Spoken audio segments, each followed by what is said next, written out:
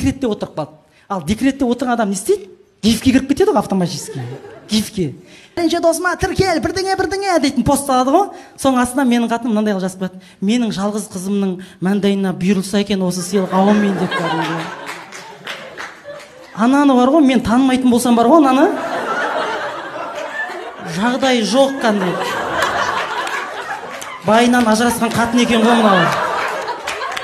Осыған бұйырсыншы бейшараға.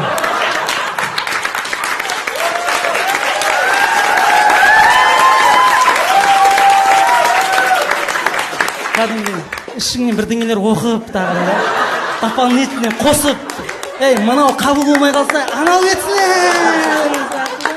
Сосын айттым сөз, давай сен маған екеуміз жүрейік, короче деп. Сосын айттым маған, бір апта бейш ойланайын деді.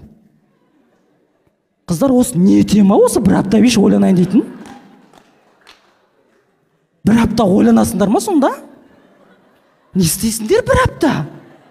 Айтыңдар, жауап бар ма? Бір апта не істейсіңдер қыздар? Жігіттер, ладно, біз жүреміз ғой, не деп жауап береді екен? Интахи тыңдап кәдімгідей бар ғой. Бір аптадан кейін звондады, не істеп жатырсың десем, шай ішіп жатырмын дейді. Махаббатқа слабый болдым мен қатты кәдімгідей. Жай музыка тыңдаса кәдімгідей бір тесікке қарап ойланып кететін болдым дейді.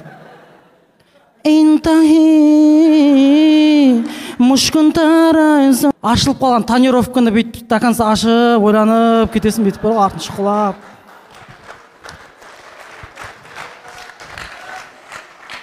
Неге интахи дейтін өлеңді айттым, ол жаныма жақын ана өлең бар ғой. Мен соның даже сөзін жазғам ғой.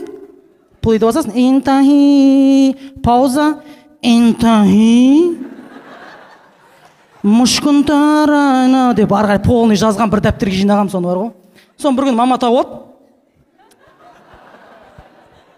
соны оқыған ғой енді. Сосын келіп тұр, Данияр ниетін қабыл болсын деп.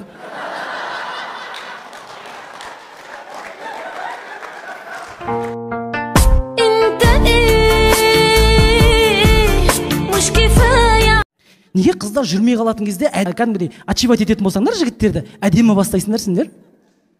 Былай бастайсыңдар ғой сендер әңгімені. Сен негізі жақсы жігітсің.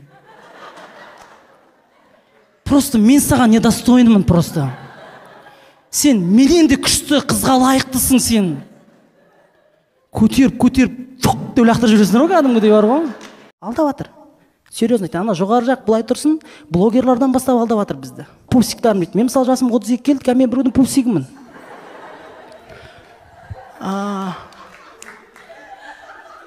Рахмет қарындас. Харекеттен маған бір күлкі келді ана жерден.